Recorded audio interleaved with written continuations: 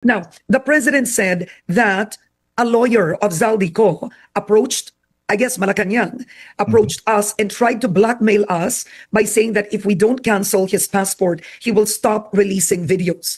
Did you or anyone from Zaldico's team approach Malacanang or the president's office?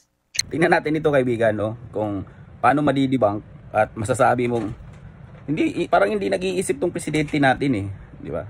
Tingnan niyo yung video ito, no? Kasi matatawa ka.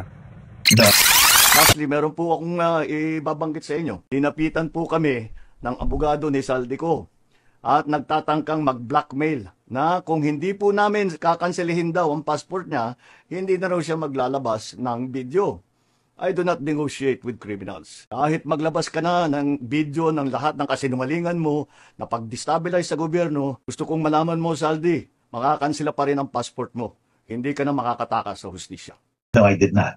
I don't know anyone in that office. But let me clarify that off the bat, no? Because I got the messages for comment from the press yesterday.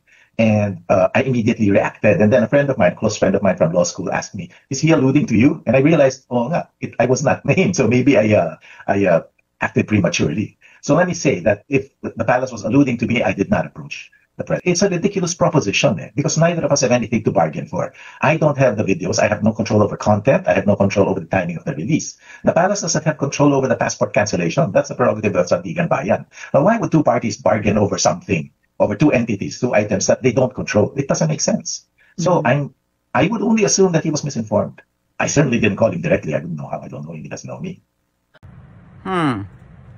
Isipin mo, presidente ka, no, ikaw yung pinakamakapangyarihang tao sa Pilipinas. Tapos iba-blackmail ka,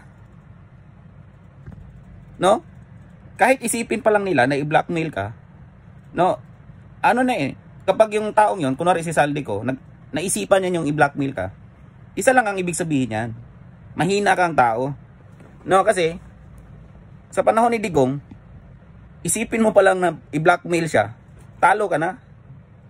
No? Talo ka na. Eh, yun pang gagawin mo talaga. Diba? So, ganyan kahina ang presidente natin. Naglabasan na yung issue, diba? Naglabasan na yung mga issue, no, nagsalita na si Zaldico. No, sa tingin mo, yung abogado niya makakapasok pa sa circle mo? Hindi na. No? Kaya itong ginagawa ni Marcos ngayon, ito yung tinatawag na damage control. No? Tapos, pinipilit nilang ilihis, pinipilit nilang i-debunk si Zaldico.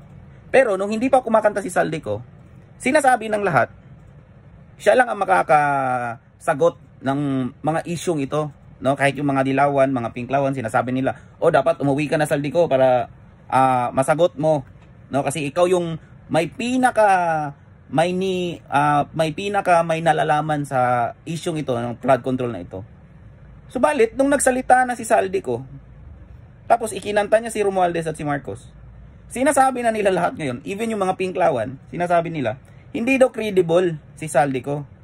Kasi nga, yung kinakanta ni Zaldico, hindi nila inaasahan. Kasi nga, sila ay nag-e-expect, no? Nang ikakanta ni Zaldico, yung mga senador na mga pro-Duterte, ikakanta ni Zaldico, yung administration ni Duterte, mali. No? So, from sa sinasabi nila, mula doon sa sinasabi nila na si Zaldico lang ang makakasagot nito, no? No, hindi na daw credible si Zaldico, no? Kaya minsan nakakatawa itong pinklawan eh. May akbayan pa, in-interview siya kahapon.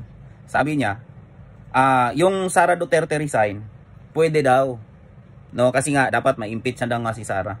Pero yung Marcos resign, pag-iisipan muna daw nila. No? So mas gusto nilang magnakaw ang administrasyong ito, no? Kaysa pumalit ang isang Duterte.